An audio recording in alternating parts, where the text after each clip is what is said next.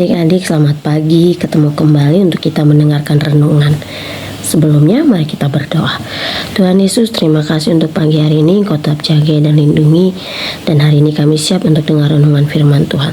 Tolong kami untuk kami lembut hatinya dan kami mau taat melakukannya.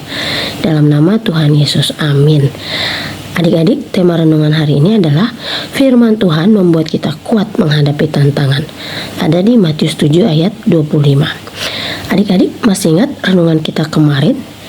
Saat kita melakukan firman Tuhan, maka firman Tuhan itu akan melindungi kita dari semua tantangan yang kita hadapi dalam kehidupan sehari-hari, adik-adik. Contoh, ketika adik-adik tergoda untuk menyontek saat ulangan atau ujian, maka ketika itu juga firman Tuhan yang selama ini kita dengar dan adik-adik dengar, itu akan mengingatkan kita bahwa kita harus jujur, tidak boleh menyontek. Otomatis pada saat itu juga adik-adik akan tidak menyontek karena ada kebenaran firman Tuhan yang selalu diingatkan dalam kehidupan kita sehari-hari.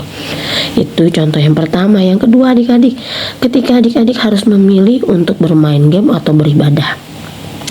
Pada saat itu, adik-adik diperhadapkan pada dua pilihan, bermain atau beribadah. Ketika firman Tuhan yang selama ini kita dengar, yang mengatakan bahwa haruslah rajin untuk beribadah, haruslah rajin untuk berdoa, untuk dengar-dengaran, untuk baca firman Tuhan, maka pada saat itu juga firman Tuhan yang selama ini kita dengar akan mengingatkan kita, menjaga kita untuk kita bisa mengambil keputusan yang benar, adik-adik, dan akhirnya kita akan memilih untuk beribadah.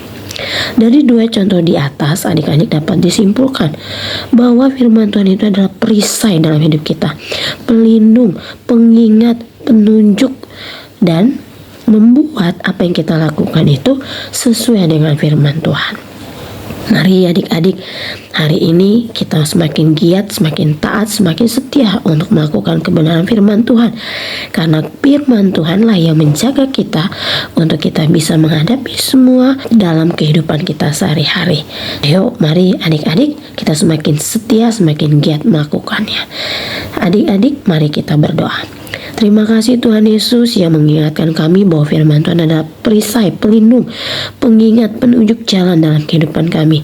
Sehingga di saat-saat sulit, di saat-saat sukar, di saat kami khawatir, di saat kami takut, apapun yang kami hadapi, ada firman Tuhan yang meneguhkan kami, yang membuat kami kuat menghadapi semua tantangan. Terima kasih Tuhan Yesus. Dalam nama Tuhan Yesus, amin.